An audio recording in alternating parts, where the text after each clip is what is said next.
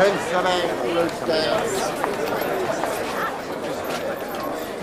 to Lewis. The inside left, Trusted are out of goal and shot into the net. Arsenal were 1 up.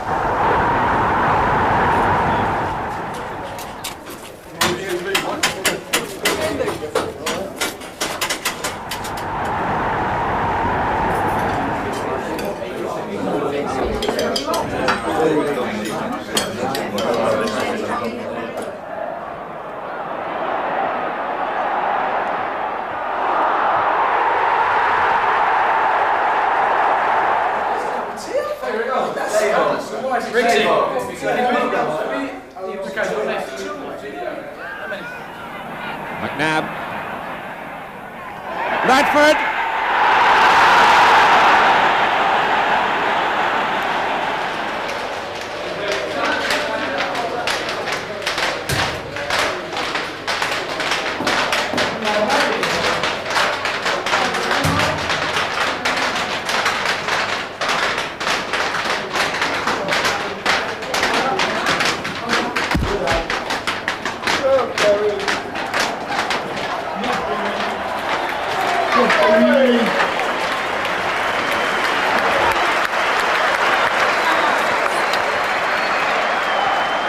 There's a minute left on the clock. Brady for Arsenal. Right across, Sunderland! It's there! It's 3-2!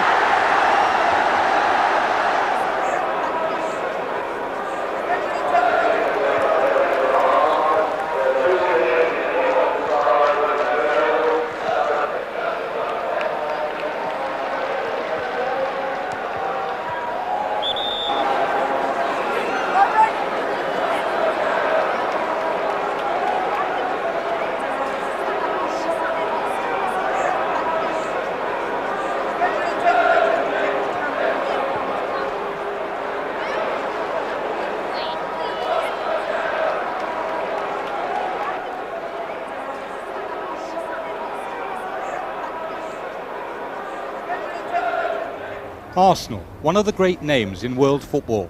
Highbury, a stadium renowned for its splendour and marble halls. Great games and great players spring to mind whenever the Arsenal is mentioned. James, Drake, Mercer, McClintock. Yet how different it all was 100 years ago, when a group of Scotsmen founded a works team who played their home games on a muddy field. For the first few weeks of the team's existence, they were known as Dial Square, simply because several of the 15 founder members worked there at the Royal Arsenal Armaments Factory at Woolwich. Very quickly the name Royal Arsenal was preferred, with Plumstead Common the home venue during that opening season in 1886. David Danskin and Fred Beardsley, two of the men instrumental in setting up the club, played in the first official fixture against Erith. The first known team picture of Royal Arsenal was taken in 1888. Already the team colours were red, due simply to the fact that Beardsley, a former Nottingham Forest player, had persuaded his old club to provide the then penniless Arsenal with the first set of shirts. 3 years later, and another change of name, Woolwich Arsenal was adopted. This is the main entrance to Woolwich Arsenal as it is today, the gateway flanked appropriately by cannon.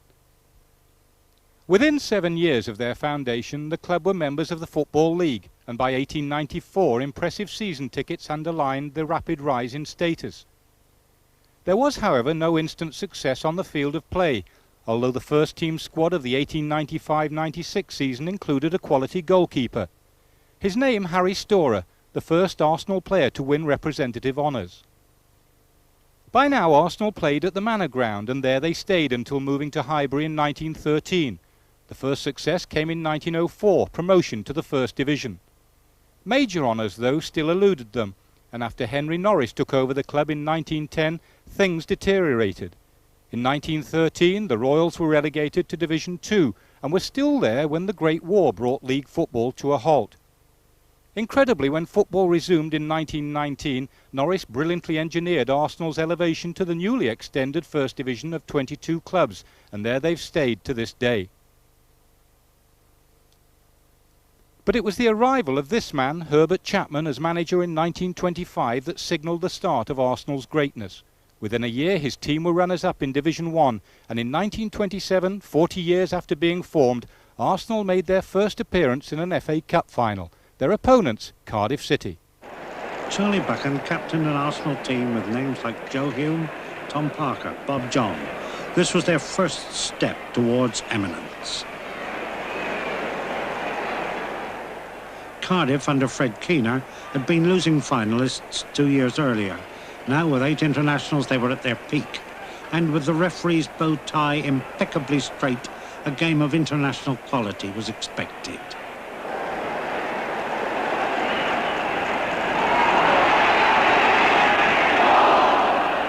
As is often the case in cup finals, the play didn't live up to expectations, yet it did provide one never-forgotten incident, the Cardiff goal.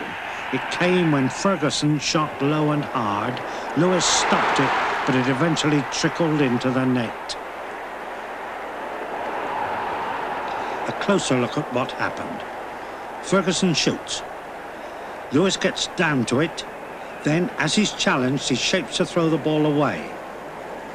But in his own words, it twisted on his new jersey, and in grabbing at it, he sent it rolling on into goal. For Lewis, ironically a Welsh international, the mistake was always to live with him. For Cardiff, it was their greatest moment, the pinnacle before the fall.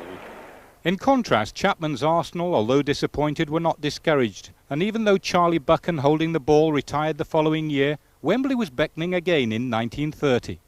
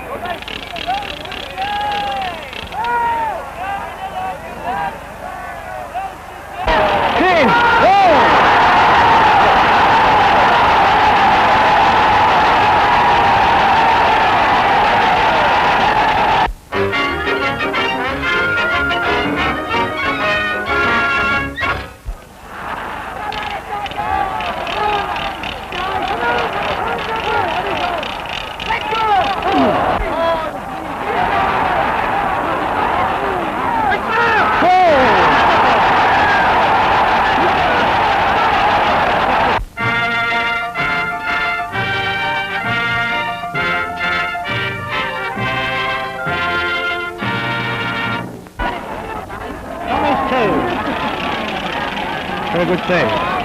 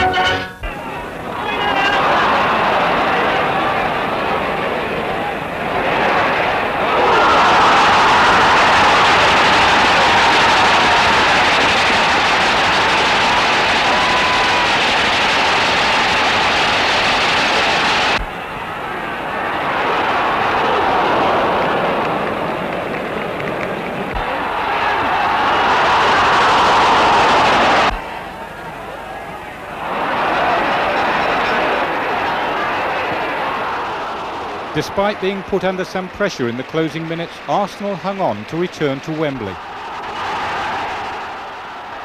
The legend was beginning to unfold.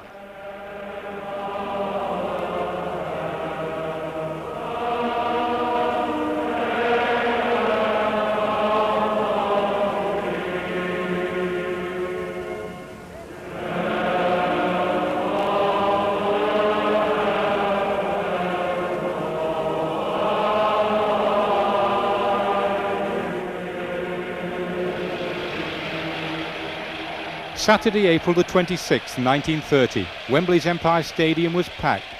Arsenal's opponents none other than Huddersfield Town, the same club Chapman had led to 3 successive championship triumphs before moving south. As Arsenal's Tom Parker and Huddersfield's Tom Wilson led out the sides for the first time side by side, few believed the Londoners could upset the dominant team of the age.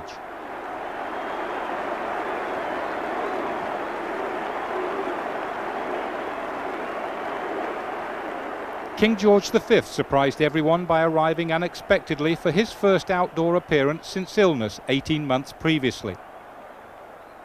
After meeting the Huddersfield side, it was on to an Arsenal team that included the names of Eddie Hapgood, David Jack, Alex James, Joe Hume and Cliff Bastin. One of the most memorable games in the history of Arsenal FC was about to begin. It was the quick thinking of Alex James that upset Huddersfield that afternoon with one of his rare goals from the planned return of his free kick by Bastin, which took the Huddersfield defence completely by surprise. Then an historic shadow fell across Wembley, the German Graf Zeppelin.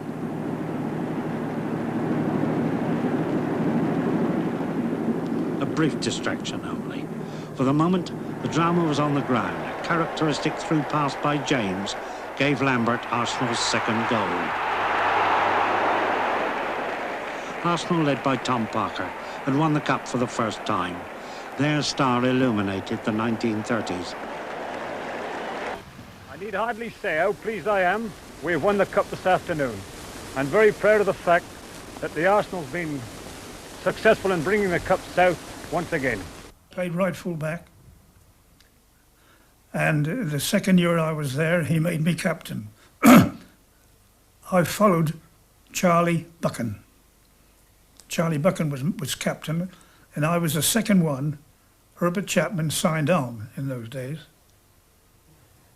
He was, without any doubt, the greatest manager of all time, because he lifted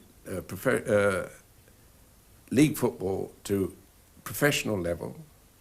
He made the game a great entertainment industry. He knew tactics backwards and forwards. He got a great air for publicity. And in addition, he managed to persuade the players to lift themselves on behalf of the club. He said any idea that was in the club, even by the ground staff boys, he would accept if it was a good one. And one of the things he negotiated was changing the name of the underground station, which is bang opposite the North Bank, from Gillespie Road, as it was in those days, to Arsenal. And this wasn't an easy job because it meant millions of tickets had to be changed and station names had to be changed. The maps of the underground system had to be changed as well. And it took a lot of arguing to get this done. And that was just one of the things he did. I mean, his other flair for publicity was he advocated floodlighting. He put numbers on the backs of the players and played a match and persuaded Chelsea to do the same and was immediately given a rap by the Football League. He advocated artificial pitches. All these ideas were 15, 20 years before their time. Here's Mr. Herbert Chapman, the famous manager, with his lads at Highbury. And now I'm going to ask him to introduce them to you. Mr. Chapman? I must apologise this morning. I'm so husky I can scarcely speak. But my deputy, old Tom Whittaker, will perform. Now, Tom, do your stuff. All right. On my right, this is Boy Bastin. Plays outside left.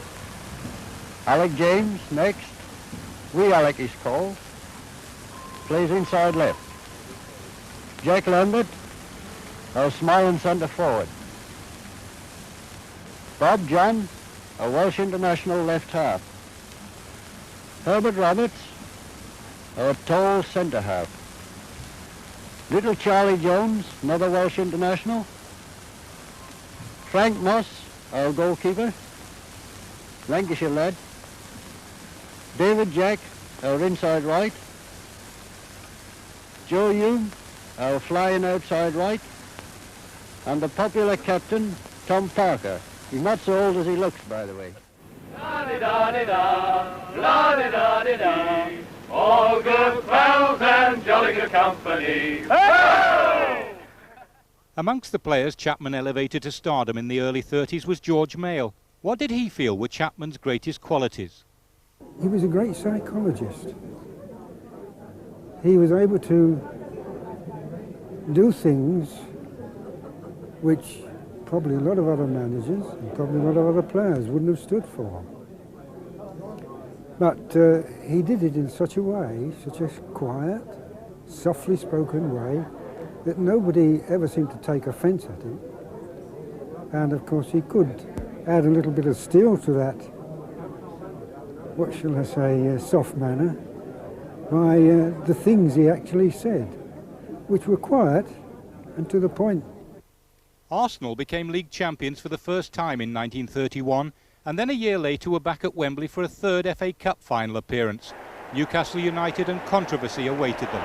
Arsenal were favourites, but the club has often made the form book bankrupt. Still, Arsenal scored first when a right-wing centre was headed in by Bob John. Then it happened. Davidson's long ball to the goal line was chased by Richardson and hooked back for Allen to head in as Arsenal pulled up. Was the ball over the goal line before Richardson centred? This film demonstrates that it was, the whole of the ball. The goal that wasn't had equalised. From this angle, impossible to tell. Referees and linesmen, being human, are fallible. That's what makes them so lovable. Arsenal reacted with mature restraint, but the shock was harsh. From now on, the game slipped away from them. Allen had been a debatable choice at centre-forward for Newcastle, but he justified himself. This closer look shows how, as Newcastle took charge, Allen made time and space to beat Moss for his second and the winning goal. Arsenal's growing stature was brought home in 1933, knocked out of the Cup by 3rd Division Walsall. It remains one of the greatest ever giant-killing acts, especially as Arsenal finished champions for the second time. Exactly 12 months later, Herbert Chapman was dead. Pneumonia had set in and claimed this visionary man, who many believe was the greatest football manager of all time. The mark of his greatness cannot just be measured in titles and triumphs. The standards he set have continued to live on at Highbury. The man who had the task of replacing Chapman was George Allison. I'm here today with the Arsenal football team, and in a moment you'll see just what a fine lot of fellows they are. We're all looking forward most eagerly and in the keenest anticipation to the forthcoming season. As league champions, we have a very high standard of football to maintain, and I sincerely hope and trust and believe we will maintain it. Maintain it they did. The championship was retained and new young faces like Dennis Compton were arriving. Allison's first signing, though, was Ted Drake. It was a bit of a shock to me, a shock to anybody. You know, I'm playing for Southampton in those days in the second. When I was asked, would I go and have a word with Mr. Allison? I said, no, Mr. Allison, Arsenal. And I said, what's on? You see, they said, well, there's a chance of you being transferred there. So I said, well, don't delay the time, please. And, oh no, I couldn't get there quick enough, really. And it was George Allison, and his very first signing, so maybe I might have been dear old Herbert's last, but I wasn't, but I was George's first. And he had a hard job, you know, George Allison, taking over, because, you see, Herbert Chapman had set such a great example and whatnot, but George Allison and his players and his team and his trainers and his squad lived up to it, yes. If you look at his record, he did very well. A third successive championship came to Highbury in 1935. The Cup was won in 36, and in 1938 the league title yet again. But Allison's work wasn't just on the field of play. In 1936, work began on an identical stand to face the one on the west side of the pitch. A year earlier, a roof had been built at the north bank end, but it was the new east stand costing £130,000, which remains to this day one of the most imposing structures in sport. This was going to be the last word in, well, it was at the time, the last word in football stadia. I remember the dressing rooms were superb. There were tiled floors, and in winter, of course, you can get cold feet, so they'd heated the area under where your feet went. And when you came in on a match day, all your playing kit was laid out, spick and span and businesslike, and you were going into a professional environment straight away, made for football. And in addition, of course, we had a gymnasium upstairs, treatment rooms, the latest thing in methods of getting players fit after they'd had an injury. Showers, baths, and luxury unlimited. Oh, I think I've got to describe the Arsenal dressing rooms as very, very palatial. Beautiful. They spent a great deal of money on them. And there, of course, the trainer then was Tom Whittaker, who, in fact, was to become manager of Arsenal. And a wonderful man he was as well, very popular, loved by all the players. One of many highlights of that remarkable decade in Arsenal's history came in November 1934, when no fewer than 7 gunners were picked to play for England in what turned out to be a notorious international at Highbury against newly crowned world champions, Italy. Prince Arthur of Connaught with the bearded Signor Grandi shakes hands first with England, wearing white shirts, then with the Italian team.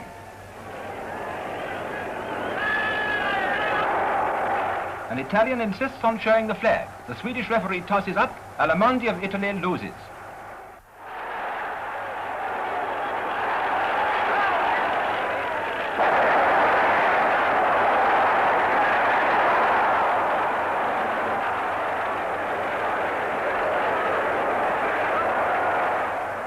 Play continues at fever heat. More sensations follow. Brooke of Manchester City opens the score with a brilliant header. 1 up in 9 minutes. The pace is very fast. England continuing their forcing tactics, and now Brooke takes another penalty kick and scores again. 2 up in 12 minutes.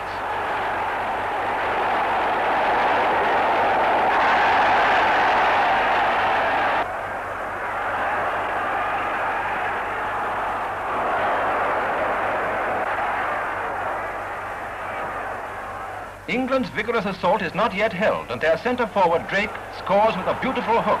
3 up in less than a quarter of an hour. A nasty shot for the team which is referred to as world soccer champions. England went on to win 3-2, but Arsenal countered the cost. Eddie Hapgood sustained a broken nose, and among the other casualties Tom Whittaker had to treat were Drake, Bastin, Moss and Copping. And it was Ted Drake who provided the highlight of the 35-36 season. He'd always led the line in swashbuckling style, often paying a price for his bravery.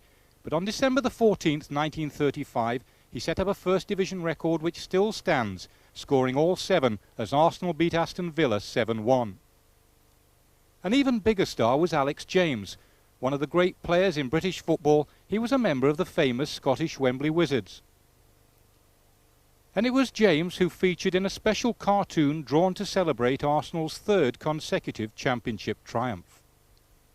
The following season, Arsenal slipped to 6th in the league, but success was maintained when they reached an FA Cup final against Sheffield United, in which all film cameras were banned.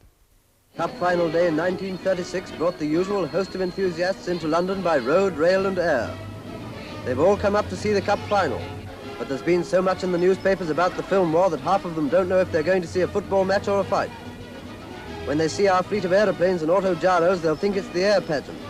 Now at Wembley, as the time draws near for the start, the crowds stream along the familiar streets. They're all going into Wembley Stadium. That's where they're different from us. We're not. With dewy eyes, we watch the chosen few going in to see the great Cup final. For this year, as you've heard, the FA will not allow the newsreels inside. I don't know what it feels like to be on the FA, but on the newsreels we feel like love locked out. But it's no good trying to get inside. The officials are too... Stop that man, he's got a camera. Ball. Thanks for trying, Sydney. Now the game is about to commence. From our fleet of planes and auto-gyros, you can almost hear the band. Not quite. Arsenal have won the toss and decided to kick against the wind. The direction of the wind depends on which way our planes are going. Both goals were in peril in the early stages of the game. Arsenal attacking through Bastin, James and Hume. You can easily pick out James, he's the tall one in shorts. Arsenal did most of the attacking in the second half and kept on pressing the Sheffield defence without getting that all-important goal. But in the end, Bastin gave the ball to Drake and Drake scored. Arsenal won Sheffield 0. If you didn't see it, it's because you're not air-minded. Sheffield thrown in full time. So the final whistle goes, and Arsenal have won the cup this year by 1-0. Everyone knows that the newsreels won the cup final, though Arsenal got all the credit. Captain Alex James, with goal scorer Drake, refused to hand over the cup to our heroic cameramen. And quite a number of soccer fans turned out to see the conquering heroes arrive at the Islington Town Hall for their civic reception. To that cup triumph, Arsenal's second, was added yet another championship in '38. 5 league titles and 2 FA Cup victories in a decade assured Arsenal of immortality. At the outbreak of the Second World War, most Arsenal footballers joined the forces. Sadly, 9 of the 42 players on the staff didn't survive, and Highbury itself didn't escape hostilities. The ground was bombed several times, with the North Bank coming off worst.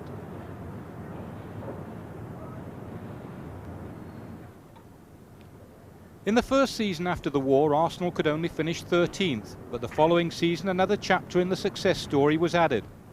Sunderland were the visitors as Arsenal began their league programme with a 3-1 win. In the line-up now, Wally Barnes, Joe Mercer, Jimmy Logie, who scored that day, and Reg Lewis.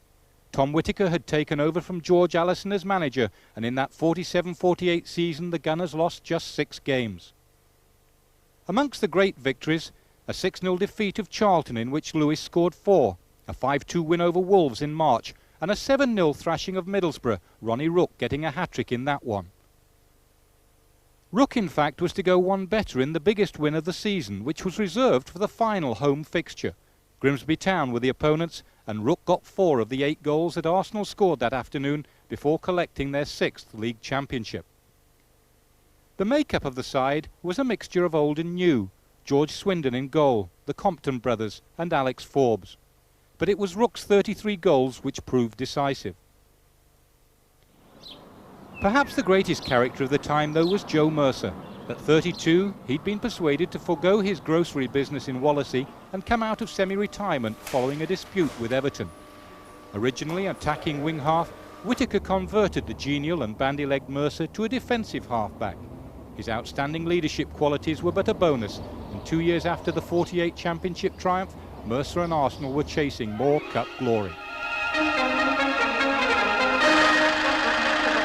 Arsenal supporters were in great form at White Hart Lane. They certainly meant victory. But then so did Chelsea fans, who intended to see to it that their team went to Wembley. The pensioners, dark shirts, kicked off, and the Gunners, dark shirts with light sleeves, were very soon on the attack. Incidentally, this was the first All-London FA Cup semi-final ever played.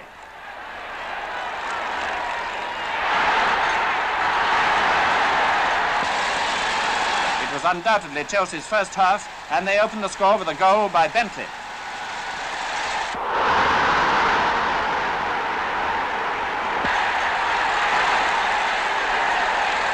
The match was only about half an hour old when Bentley did it again. Black mark, Bentley, said Arsenal fans, but not Chelsea. Just before half-time, Arsenal's right-winger Cox took a corner and scored direct. Half-time and Chelsea still 1-up, but Arsenal are now really putting on the pressure. It's easy to understand the excitement when from a corner by his brother, Leslie Compton heads through to equalise. Seems a popular event in some quarters. 2-2, and then near the end of the match, Cox drives in a centre, and Dennis Compton tries a header, but just misses. The sequel, a replay. Arsenal won the replay 1-0, and for their England international fullback Laurie Scott, that 1950 Cup final against Liverpool was very special. Well, the cup winning side was my last honour, as it were. We'd already won the championship. I've been capped for England. So obviously this cup final was a big thing to me. And I'd just been injured earlier in the year with playing against Wales for England. And so it was something to look forward to. And just to get there was a great thrill. But I think we went into the game as underdogs, but we played very well. Unfortunately, we come out as winners, so that was a great thing for me. That's the most important thing of the early 50s for me. Mercer spun the coin, only to see it stick upright in the mud. Next time, Taylor guessed right and said Arsenal to face a slight wind, but not enough to disconcert Mercer and his merry men. And in particular, Reg Lewis, whose 2 goals brought the cup to Highbury for a 3rd time. But as far as the goals are concerned, the first one was reasonably easy, in as much as it came from the back. 2 passes up to Jimmy Logie, pushed it through the middle to me, the goalkeeper came out and I was lucky enough to get it past him. That was the first one, and the second one, the late Freddie Cox put the ball inside to me and I hit it on the turn, and one of those things that went in. When you look back then, Reg, over your career, they are happy memories of playing. Oh, yeah, marvellous. Yeah, the whole thing about the Arsenal and their, you know, going away for a week's golf and all those sort of things prior to cup, you know, cup matches, and that wonderful club. That Arsenal team had plenty of ambition left, and 2 years on they were back at Wembley to face Newcastle in a match which Mercer considered to be his proudest as captain. For the Prime Minister, who came onto the field to meet the teams, this occasion was a novel experience, and that must be a rare pleasure for such an experienced man as Winston Churchill.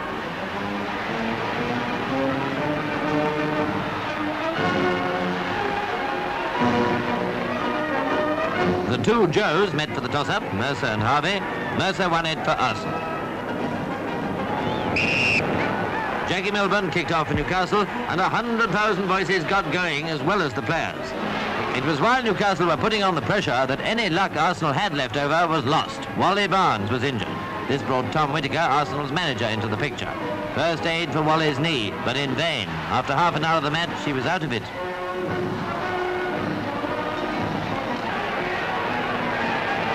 Newcastle continued to drive ahead against the Gunners' team of 10 men, and soon George Swindon was being put through it.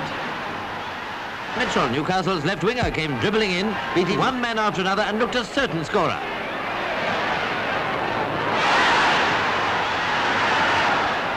But no, he lost his chance. Still, soon afterwards, he sent it to George Robledo, who headed the goal of the match. So Arsenal's Brave Cup challenge ended in defeat. The old trophy went to Newcastle United, and it's easily forgotten that Arsenal came within 3 games of the first double of modern times that season. The only thing to do was to bounce straight back, and that's exactly what Mercer and his merry men did. The opening game of the 52-53 season took them to Villa Park.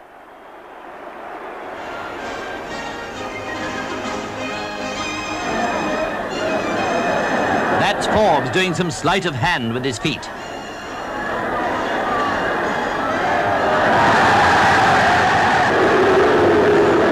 Oh dear, can it be the Birmingham supporters dislike his artistry? But when Aston Villa scores, a very different noise. In the event, Arsenal won, whatever that means at this stage of the season. 2-1 Arsenal won, and impressive victories 5-3 against Wolves, 6-2 against Derby, 5-3 against Liverpool, and sweetest of all, 4-0 against Spurs, set Arsenal up for another league title. But it was mighty close. To beat Preston to the Championship, Arsenal had to win against Burnley in their last game of the season. They did it 3-2 the score, with Jimmy Logie grabbing the all-important winner. But even then the sums had to be done. The outcome was that Arsenal picked up the league trophy for a record 7th time, pipping Preston on goal average by less than 1/10 of a goal. For much of that 1952-53 season, Arsenal were again on course for the double. The 5th round of the Cup saw them at Burnley. There was snow everywhere at Turf Moor, where Burnley were visited by Arsenal, with a crowd of over 52,000 to watch. Arsenal kicked off, Burnley in the dark shirts, and the Gunners went off with an early rush. The ball was heavy, the ground slippery, football in fact was difficult. Burnley held off Arsenal, then launched a counter-offensive. This, however, was in vain, and neither side could break through in the first half.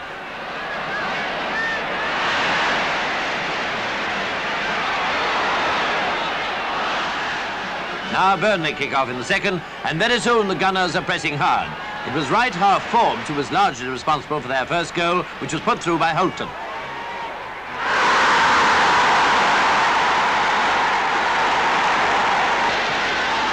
This brought Wembley a little closer for Arsenal, who promptly succeeded in scoring a second by Lishman this time, and so on to the next round.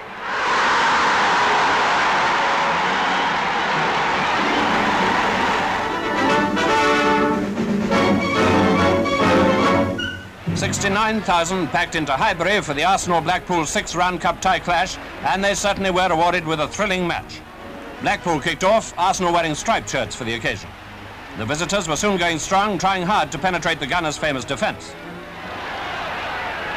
Inside left, Alan Brown, number 10, the Scottish international, was always prominent in the attack. The first half, however, ended without a goal being scored, and after Arsenal had kicked off in the second, it continued to look like a draw. Then, 11 minutes from time, Brown to Taylor, and it's a goal. The Gunners came storming back and soon got the equaliser through Logie. A draw? No. For now, the goal of the match. Brown comes dashing through to score the winner. Blackpool win, the Gunners are out, but so, alas, is Brown, who broke a leg in the moment of triumph. Bad luck indeed. After Arsenal's championship triumph of '53, there followed a period in the wilderness, although not without some excitement, particularly in '56, when Arsenal looked set to go all the way to Wembley in the FA Cup. Now to Tapscott, number 8. Arsenal still well on top. Tapscott goes through to Groves, he must score! It's there!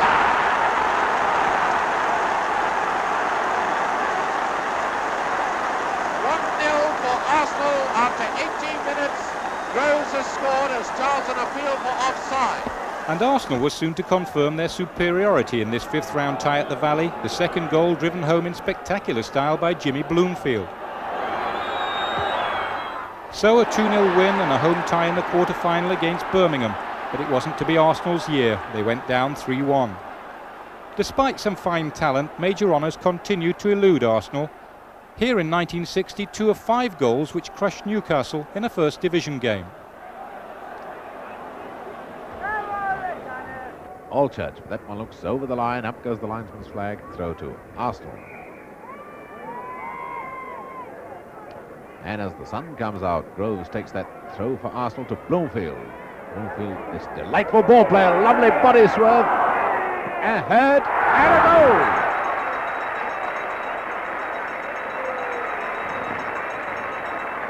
Corner to Arsenal, being taken by their young centre-forward, Strong, playing in his first league game. Comes that out of Vic Groves. Groves to Strong, he's got a shooting chance, he scored! It's there, he's got it!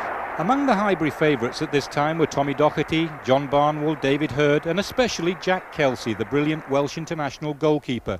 On their day, the Arsenal side were a match for anyone, Manchester United included. Wills with the throw again for Arsenal, getting it back from Docherty. Noticeable that Charles at centre forward for Arsenal, moving around a lot to try and get Fox away from the middle. Now Groves backing up. Groves changing his mind, it seemed then. Getting it to Charles. Across to Barnwell, a goal!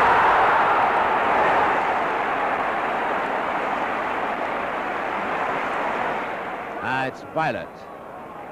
Violet to young Giles, beaten brilliantly by Docherty, up to Barnwell, and Arsenal certainly playing some lovely football. Now it's up to Hurd, and Hurd tries one. It's a goal!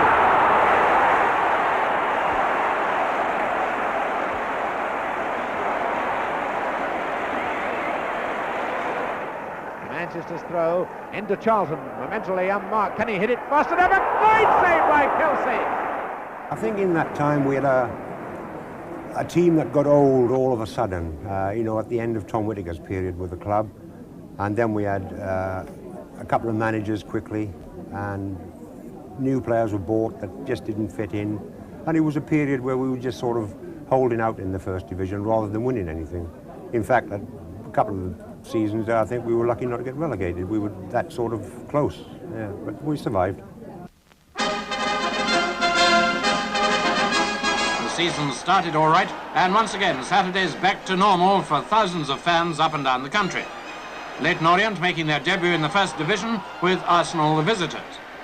The home team got plenty of encouragement, but it was just as big an occasion for the Gunners. It was Arsenal's first appearance under the leadership of their new manager, former international Billy Wright.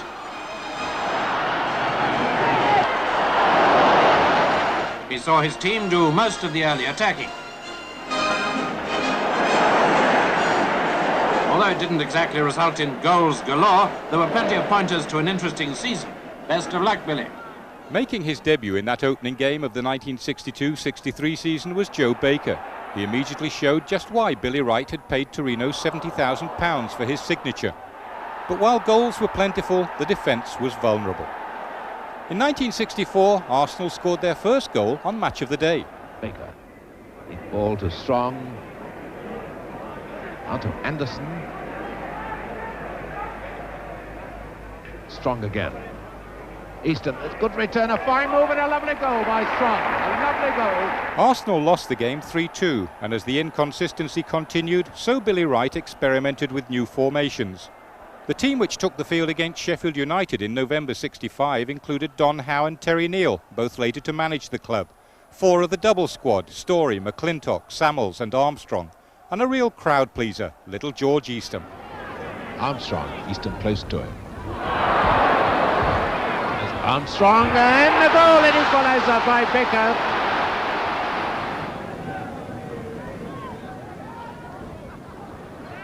Up comes Story, the left back. Scutton moving in, and he scored!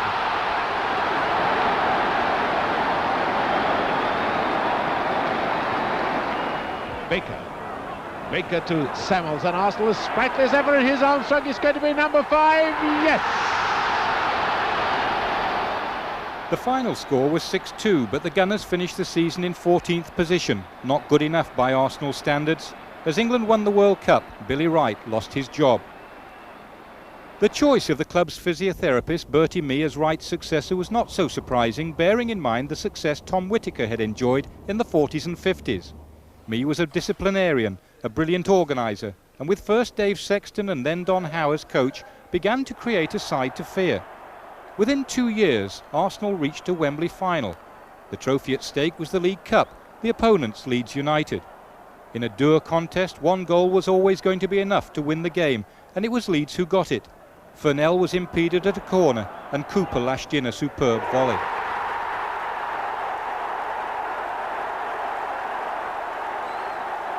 Defeated but not downhearted, Mee and Howe brought Arsenal straight back in '69, and surely this time, with 3rd Division Swindon Town the opponents, a major trophy was on its way back to Highbury. Amazingly, on a mud heap of a Wembley pitch, Arsenal failed to convert their chances, were thwarted by Peter Downsbury's brilliant goalkeeping or the goalpost. At the other end, the anxiety was beginning to show, and soon a catastrophic mix-up between goalkeeper and centre-half presented Smart with a gift.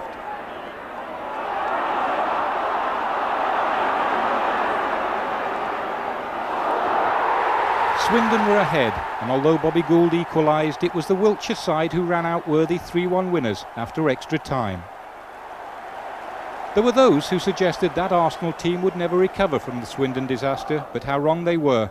In 1970, a first European trophy, the Fairs Cup, was Highbury bound. Sporting Lisbon a victim en route to the final. Armstrong to Radford. McNabb. Radford.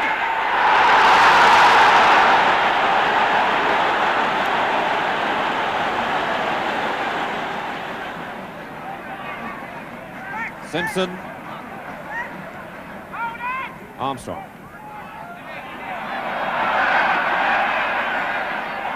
Simpson again. Robertson, Arsenal moving with real authority and looking very composed. What a good header and what a good goal! Graham!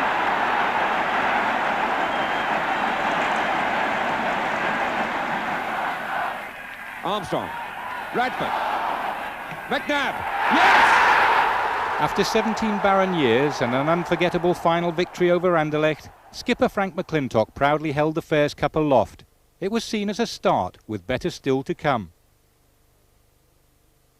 After 2 encouraging draws away from home, the first game at Highbury of the 70-71 season brought Manchester United as visitors. The strength of Mee's 17-man squad was immediately tested, with Peter Simpson and Charlie George early season casualties. Young Ray Kennedy, after playing a key role in the Fairs Cup final, became John Radford's striking partner, and oh, how he benefited. And Nobby Stiles once more acting as assistant to the referee. On by Gary Redmond.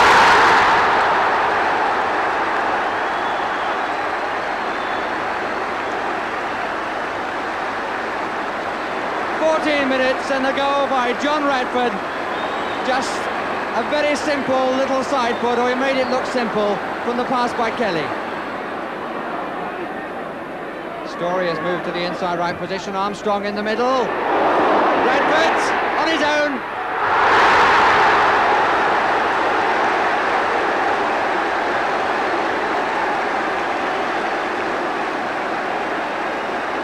Well, Stepney and Sadler have every right to say, why did you leave this man completely unmarked? 2 goals in 4 minutes for Arsenal, and John Radford gets them both. Graham, Rice, Graham, Story, Kennedy going in, Radford!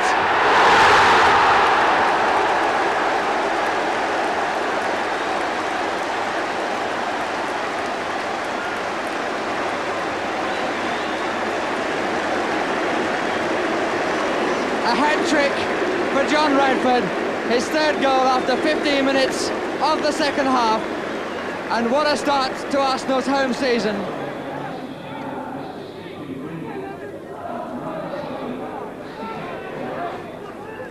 Kennedy.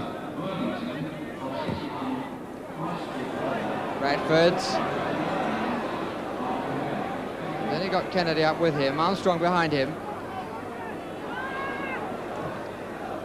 Graham going in.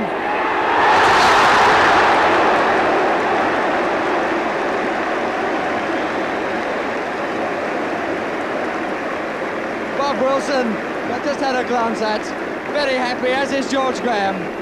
The home game against Tottenham on September the 5th was Arsenal's 7th of the season. So far there'd been just 1 defeat at Chelsea, and a few days earlier an amazing draw with 10 men against mighty Leeds. Spurs had no answer. McClintock. Radford, who's run clear, Hancock off his line and never looking at getting it. Puts it in.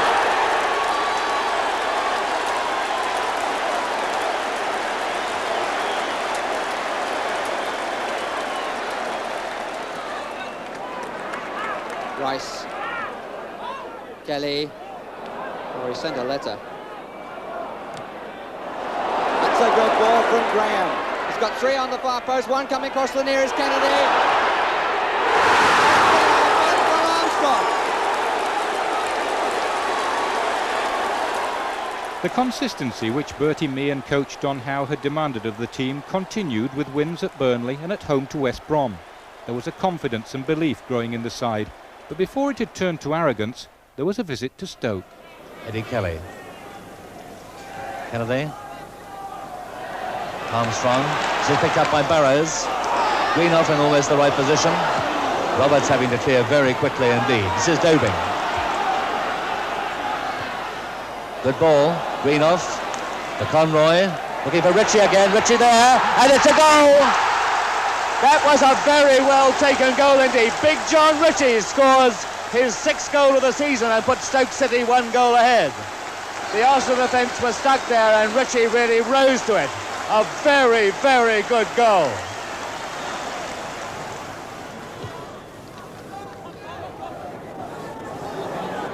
Greenough with a flick, but came to McNabb. And Ritchie. 1 man and another. Now Ritchie in with a chance. Ritchie with a shot. And what a great goal by John Ritchie. What an absolutely great goal. The Arsenal defence was staggered by the fact he fought for that ball. John Ritchie scores his 7th league goal of the season, and he did it all by himself.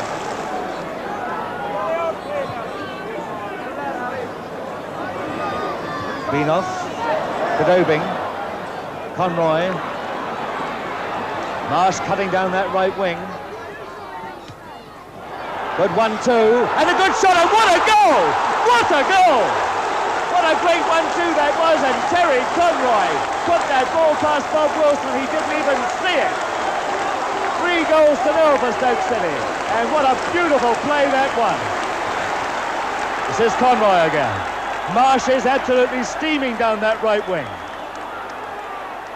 That's a good ball, come to Greenough. And the bounce of the ball is there, Greenough with a chance. It's a chip, and it's in the net! great goal by Greenhoff. How beautifully he played that. He just waited for it. Arsenal's defence again in tatters, but the goal from Greenhoff, he just waited. He picked his spot and he put it in the far side of that net. And my goodness now, that crowd are going delirious. Stoke City 4, Arsenal 0, and those are 4 of the best goals we've seen for a long time. Bob Wilson must be wondering what has hit him today. And his shot blocked again by Smith. This is Harry Burrows. Only 3 men up at the moment, but Marsh going down that right wing, and there he goes. Marsh is cutting in very fast. Ritchie with him. Marsh with a shot. With one save. There's another goal. Alan Bloor makes it 5-0 for Stoke City. After that humbling experience, the side responded well, beating Nottingham Forest 4-0 and drawing at Newcastle 1-1. Reigning champions Everton came next. Frankie with a bit of trouble with the sun. And John Roberts, the big Arsenal defender, has crept up to the edge of the 18-yard line. Armstrong, Graham, Kennedy!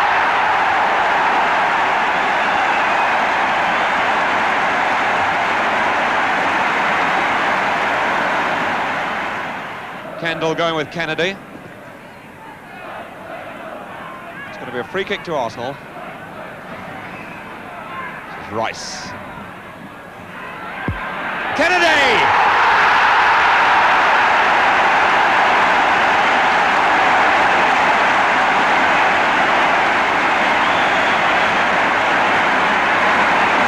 Perfectly placed by Rice, perfectly taken by Kennedy.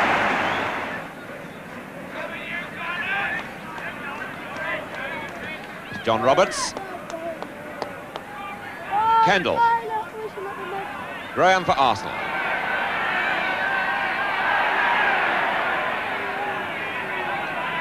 The kick's been given. Again, another problem for... No, he's given the throw. I'm going to say another problem if it had been a high ball, but Radford with the throw. And he can throw a long one too. Kelly!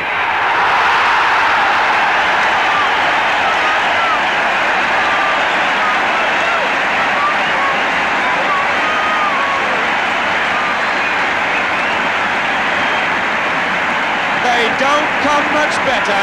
He took it supremely well.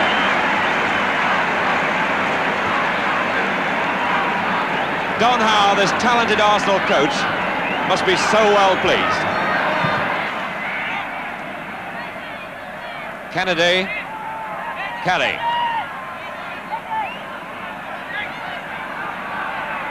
Armstrong, Story. And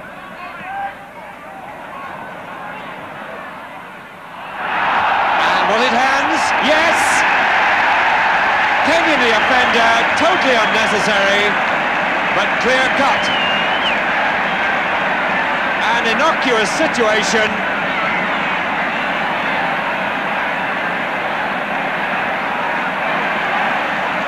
But the ball was handled.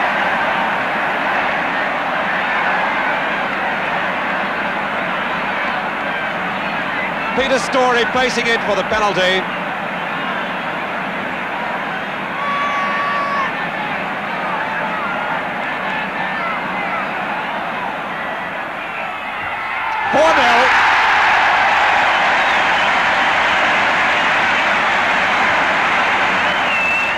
Between that victory and Wolves' visit to Highbury on the 12th of December, the side stayed unbeaten, dropping just 1 point in 7 games. Story to Radford.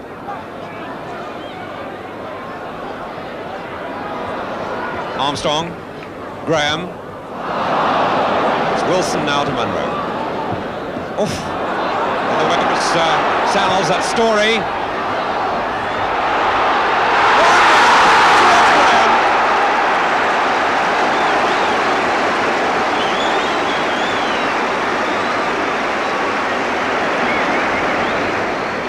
Story for Arsenal. Sparkin. Rice. Radford. McCallie was looking for Parks, and he didn't hit it properly. It's a corner.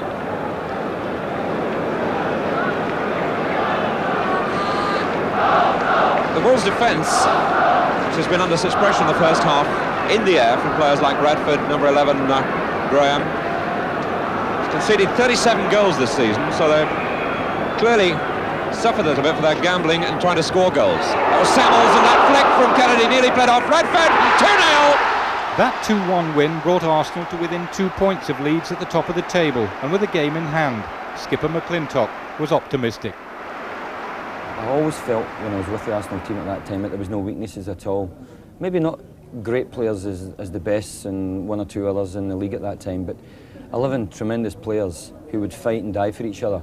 And I always had a sneaky feeling as though we would be a very, very difficult side to beat, and any team that did beat us had to play exceptionally well. Manchester United were the next to try, but it was Frank himself who silenced the Old Trafford crowd to set up another victory. Dab, Radford, Graham, and a goal scored by McClintock.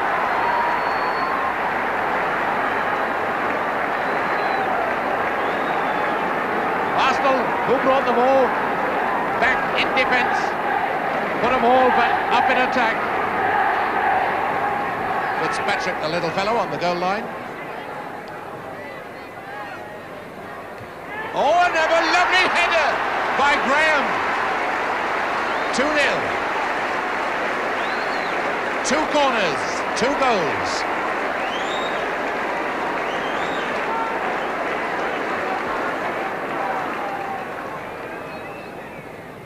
Rice, Kennedy, and it's 3-0. 35 minutes. 3-1 the final score, and as 1970 came to an end, the goalless draw against Southampton left Arsenal 3 points behind Leeds with just 2 defeats in 23 games. An awkward tie at non-league Yeovil began the club's memorable FA Cup run. Story. Samuels. Rice moving up outside him. Radford in the middle. In goes Radford! It's there! 2 men up for Arsenal. Armstrong making it 3. This is Kennedy. Now Samuels coming forward. Story going outside Armstrong. Got a touch! And it's Kennedy who finally pushed it in. Kelly.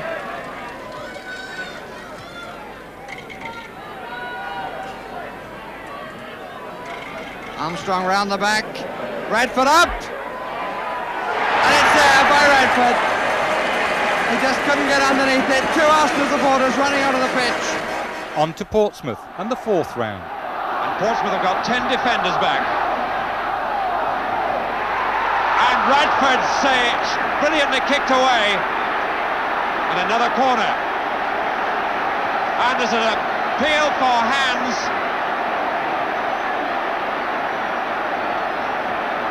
The Arsenal players believe there was hands, and they're sending Mr. Johnson away across to the linesman. And a penalty.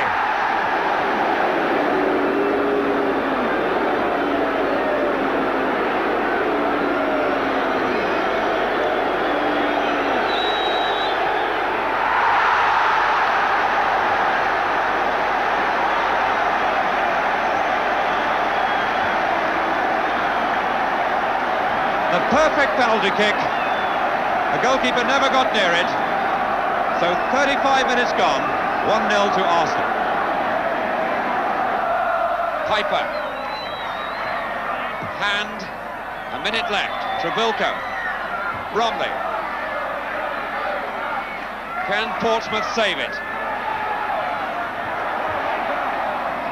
And Arsenal out of trouble once more. Looked like it, and they're back into it. A mistake by Radford. Smith, Yulden, and an open goal for Trebilco. Happily, the replay at Highbury was won 3-2. The reward a 5th round tie at Manchester City. This could be dangerous for Manchester City.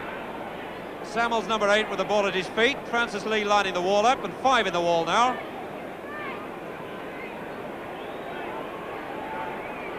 And they're going to be pulled back.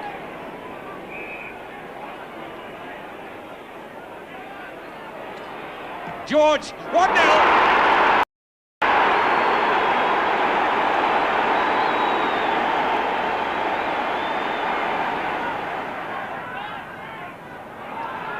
Booth for Manchester City. Bell. Young.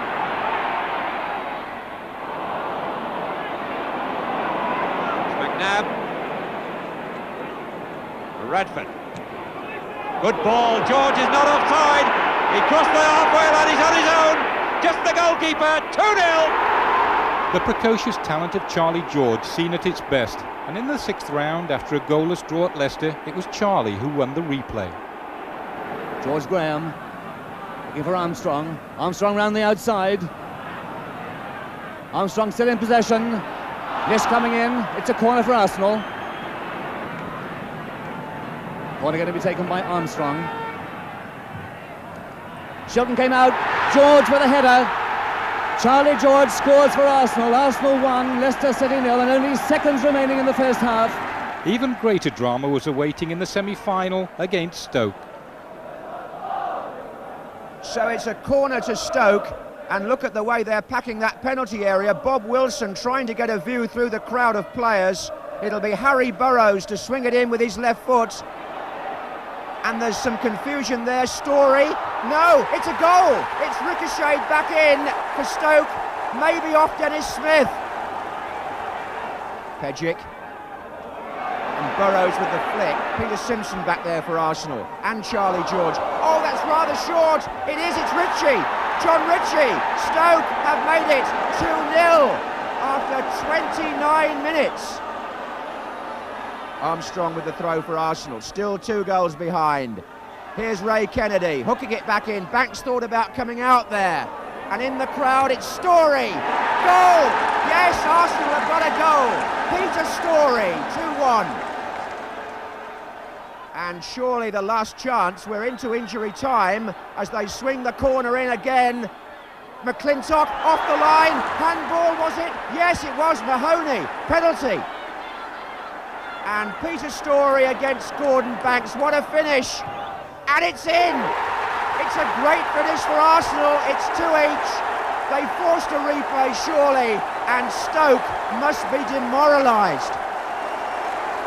And certainly the replay was rather one-sided. Armstrong to take the corner.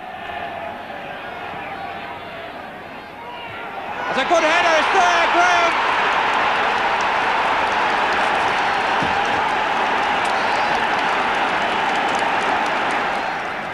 Radford.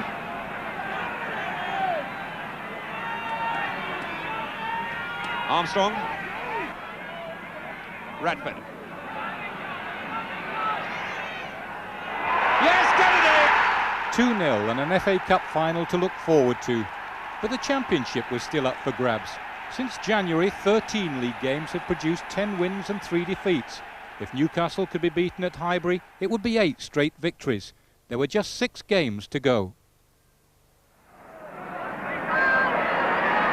Find it difficult to keep on top pitch all the time, but in this fierce competition you've just got to.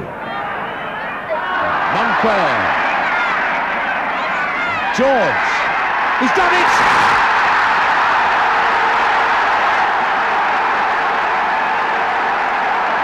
George, perhaps having his quietest match for a long time, has done it 18 minutes from the end. That victory left Arsenal on top with 2 games in hand over Leeds, but a draw at West Brom and defeat at Leeds meant that the last game, out of all places Tottenham, had to be won or drawn 0-0. Nothing else would suffice. The gates were shut on a 52,000 crowd 1 hour before the game, a tense struggle which came to a climax 2 minutes from the final whistle as Ray Kennedy beat Pat Jennings to clinch victory and the championship for Arsenal.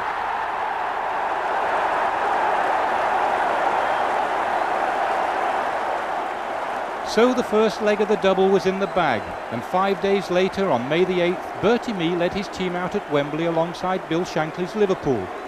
Always the better side, Arsenal again took the difficult route.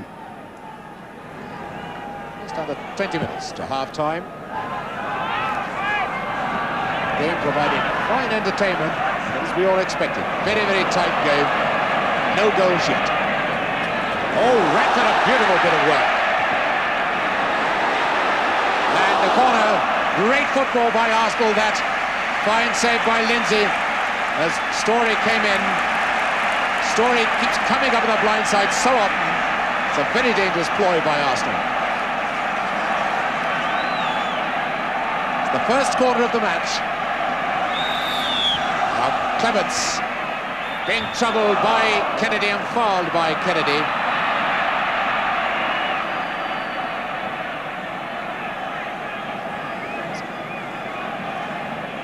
Burley, Ray Kennedy.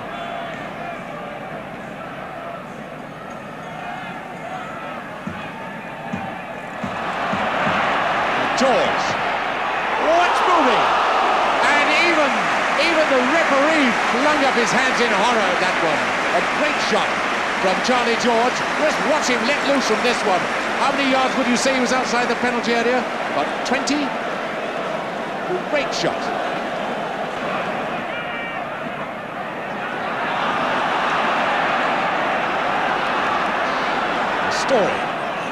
Storey to Radford.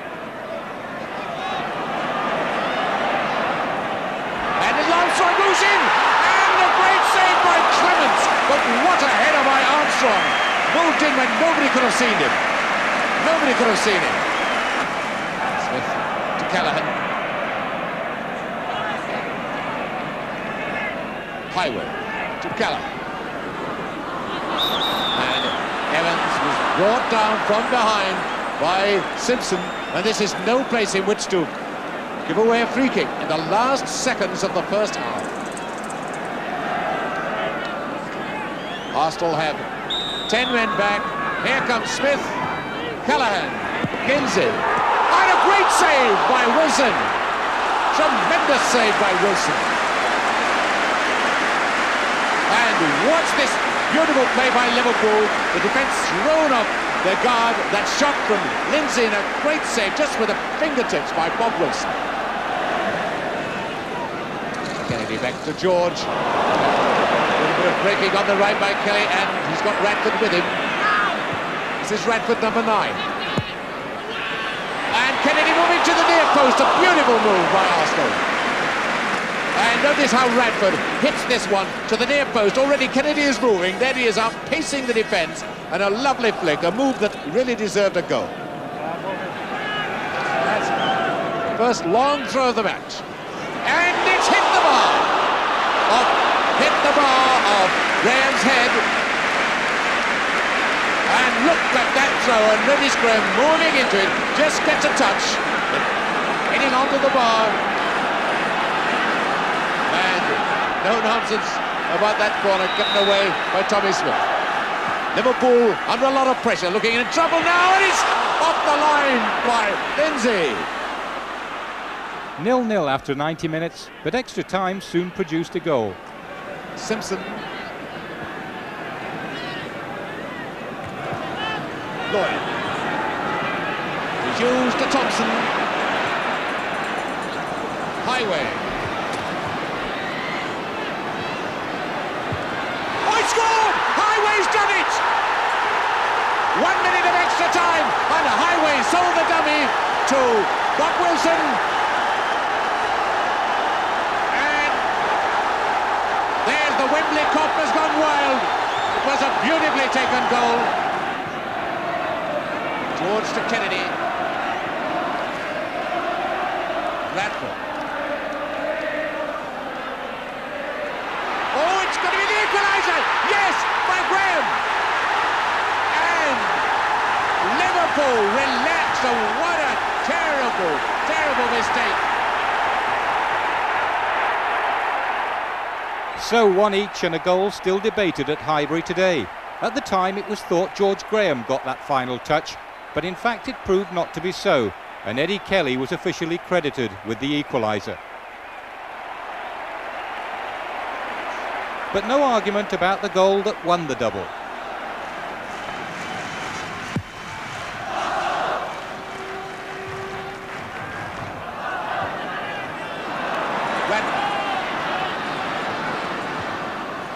To George.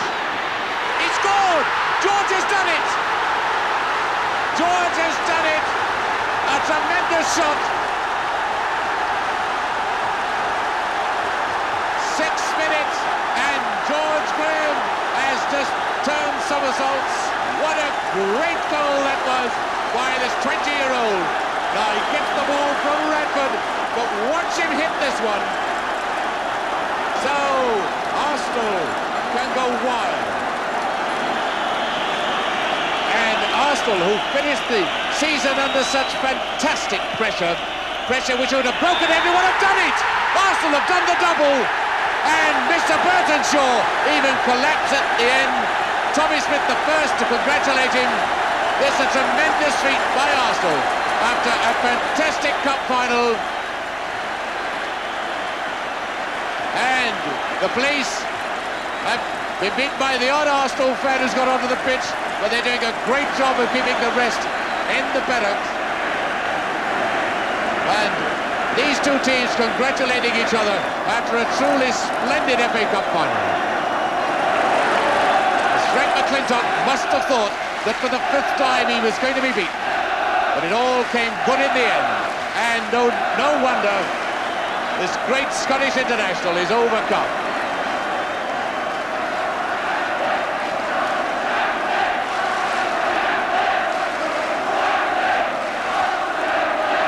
McClintock was having to be pushed up the steps by Bob Wilson, but my goodness, what a climb that must be when you're that tired. And so Frank McClintock takes the FA Cup from the Duke of Kent. On Monday he took the League Championship trophy. Dr. Andrew Stephen congratulates him. A handshake from the Liverpool chairman. And so yet another trophy goes Arsenal's way. The FA Cup this time to go with the League Championship, the FA Youth Cup. Bob Wilson, McNabb, and there's Charlie George, one of the scorers, John Radford, George Armstrong, Ray Kennedy, Eddie Kelly, George Graham,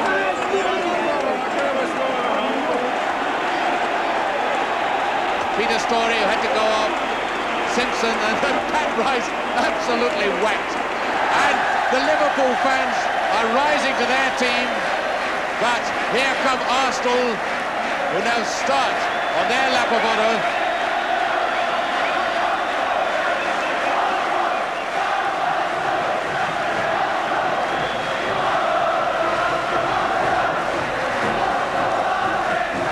First Arsenal go to the end,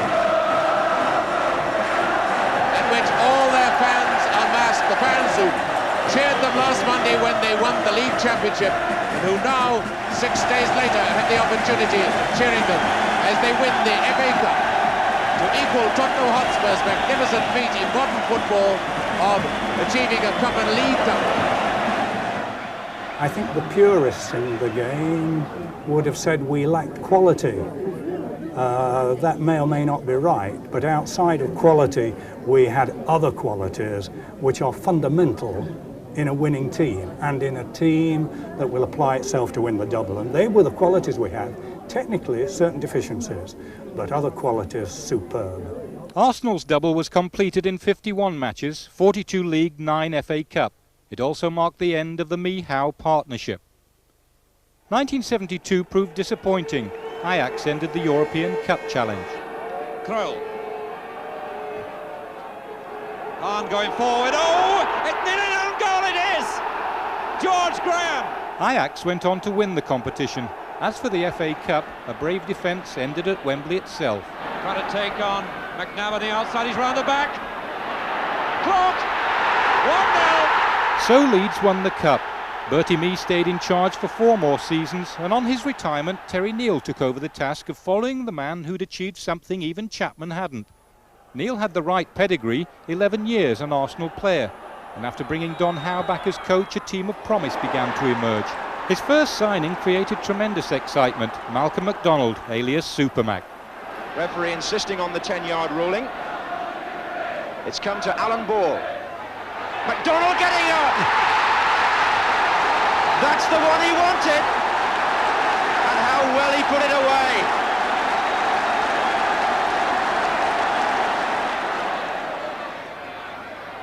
He's got so much awareness on the ball, Brady. He seems to work out all the alternatives and play the best ball 9 times out of 10. That's not a bad ball from Ross either to Armstrong. Stapleton's on the far side, so is McDonald. Stapleton! McDonald!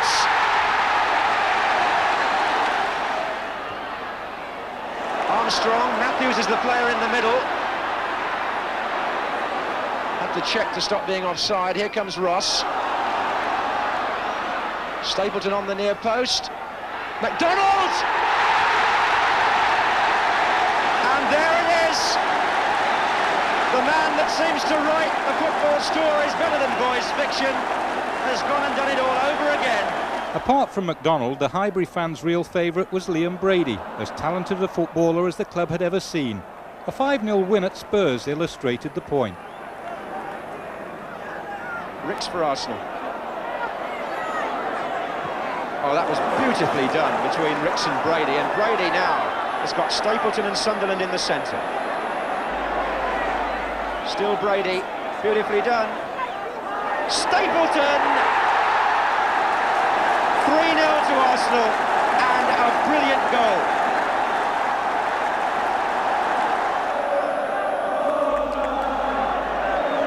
Three waiting again for the cross from Price. Stapleton. Oh, Pat Rice in there. Oh, Brady won it beautifully. Look at that! Oh, look at that! What a goal by Brady! Oh, a marvellous goal! Designed for the big occasion and taken with all the aplomb of a great player. 65 minutes gone, and Arsenal make it 4. Brady, having said that, made it look easy. Brady's inspiration had already taken Arsenal to the 1978 FA Cup final. They were favourites, but as so often before, the underdogs triumphed. Geddes. Oh, taking on the defender and winning. Osborne, 1-0. Ipswich won, but Arsenal now had a side to be reckoned with. The great Pat Jennings in goal, David O'Leary, Frank Stapleton. The next season saw them take on Wolves. At stake, another FA Cup final place. Arsenal suggesting at the start of the second half they're about to take over. This is Rice. Now, can Wolves survive this? Talbot. Price. Won it well. Stapleton. Oh, yes! Frank Stapleton! He deserves the goal more than any other player on the field. And just look at the reception.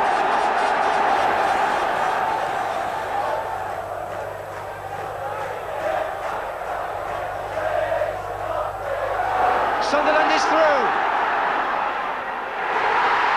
Alan Sunderland scores against his old club.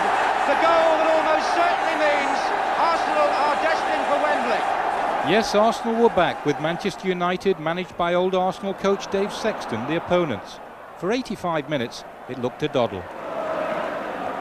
Buchan and Sunderland now close together. This is Brady trying to shake off Macari. Sweet skills from Brady. Stapleton out on the right. Trying to feed Price. Price is in here for Arsenal. Talbot on right and Sunderland the right as well.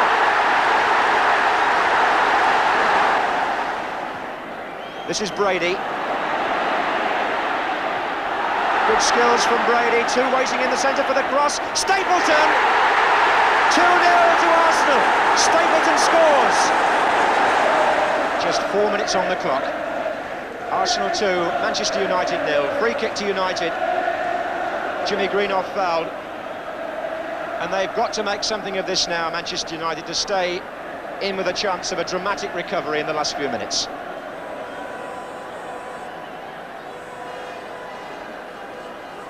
Left for Koppel. Thomas almost got a flick on, appeals for hands against Jordan. And McQueen! Gordon McQueen turned it in! With a comeback again from Nicol. when he finally gets round to it. Everybody was waiting upfield, and they still are for United. Coppell. McIlroy's through. McIlroy's through. And McIlroy has done it. What drama here. McIlroy for United. It's 2-2. There's a minute left on the clock. Brady for Arsenal. Right across, Sunderland! It's there! It's 3-2! Arsenal are back in front through Alan Sunderland. The moment every captain at whatever level in football dreams about. The cup belongs to Arsenal. One of the double heroes, Pat Rice, lifted the cup, and the next season he had the honour of leading Arsenal to a third successive final appearance, one claimed only after Brian Talbot's header ended Liverpool's resistance in a thrilling 4-game semi-final. The 1980 final was an all-London affair, settled by a rare header from one of football's gentlemen. Oh, Devonshire's round the back. Oh, right across, it's free. Driven in, and is it a goal? It is. Brooking. 4 days after the West Ham defeat, Arsenal were due to meet Valencia in the Cup Winners' Cup final, one set up by this historic 1-0 win at Juventus, Paul Vasson the scorer. Against Valencia, it all came down to penalties. Graham Rix has to score to keep Arsenal alive. If he misses, Valencia win. That's why Arsenal, taking their penalties second, are under greater pressure until Valencia miss another one. Graham Rix, as Paul Barron watches again. There are one or two of them actually who don't really want to watch this. But now Rix. Oh, he saved it! And Valencia have won the Cup Winners' Cup because Graham Rix's penalty was saved by Carlos Pereira. 2 finals, 2 defeats. Worse was to follow. Liam Brady became a free agent and left for Juventus. There was still a lot of talent in the side. Vladimir Petrovic, Tony Woodcock, young Paul Davis. But healthy league positions, 3rd in 81, 5th in 82, were no compensation. The Cup semi-final of 83 against Manchester United promised real glory again. It's a good ball by John Hollins to Rix.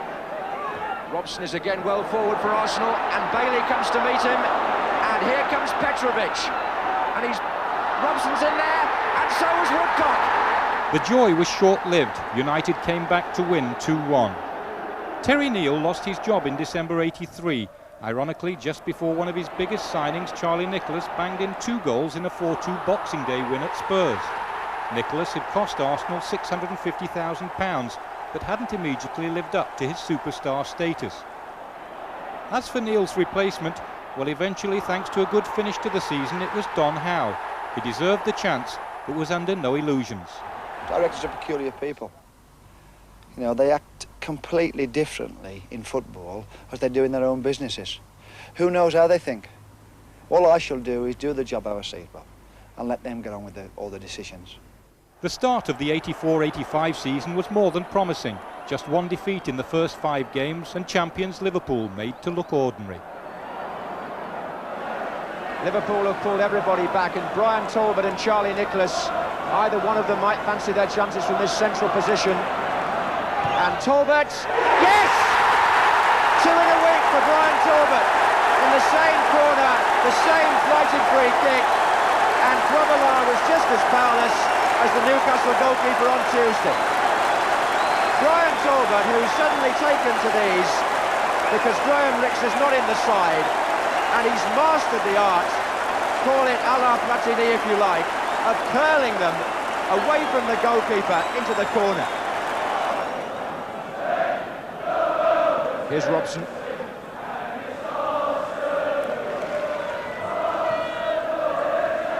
And again, Anderson's joined the attack outside of Kennedy, and he got there too, and Davis was in there, and Woodcock was in there!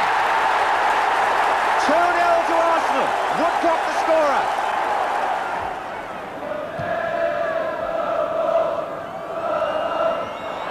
And Mariner was hoping to get a free kick there, but the advantage really is Anderson's. Talbot! Liverpool caught standing and watching. And a fine goal by Brian Talbot. The winning run stayed only until October. Inconsistency crept back in, and in January, 3rd Division York City found themselves in a position to inflict upon Arsenal a humiliating last-minute cup defeat. Keith Houchin, the penalty taker. It's all down to Lukic from the Arsenal point of view. And he's done it! Any such cup defeat for Arsenal will always make headlines, as Don Howe knew only too well. And although he guided Arsenal to a challenging position for the title next season, he was upset by the manner of another cup defeat at Luton and resigned. So we come to the present day and Highbury's lively dressing room. The jocks arrive. Eric, where's Rangers?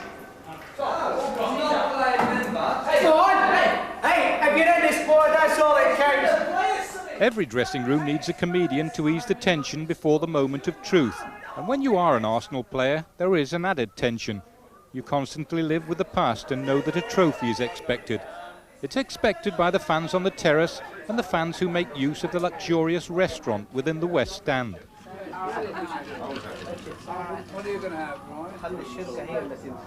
The appeal of Arsenal is worldwide. The traditions built in the 30s are maintained, with the Arsenal Board of Directors entertaining their guests lavishly and with style.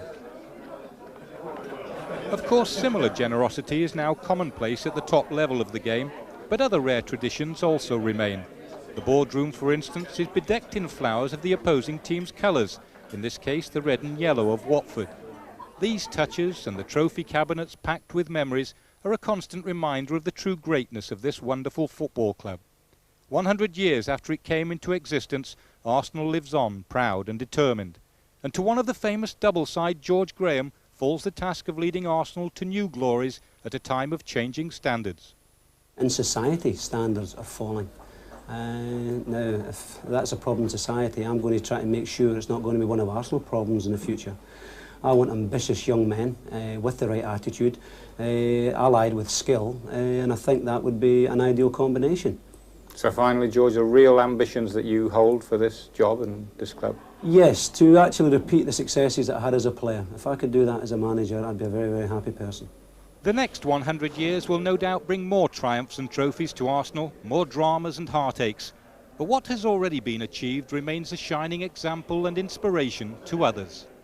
Having travelled the world with the Arsenal and the England side, I still think that they are very much a world power. The name will live forever, I'm sure.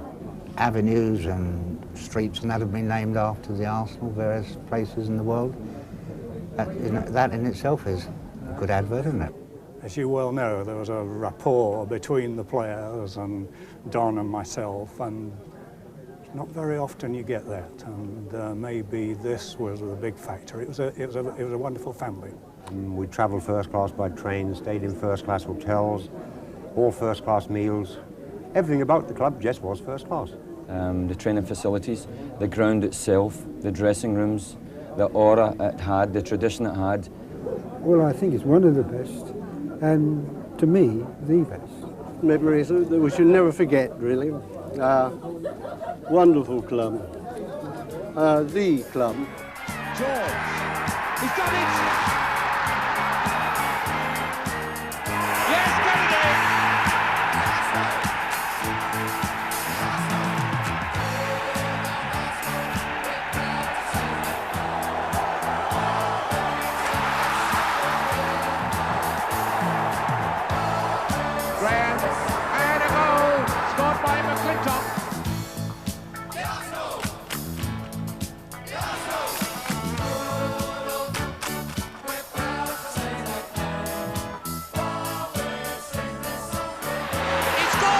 George, he's done it! Right across Sunderland, it's there! It's 3-2!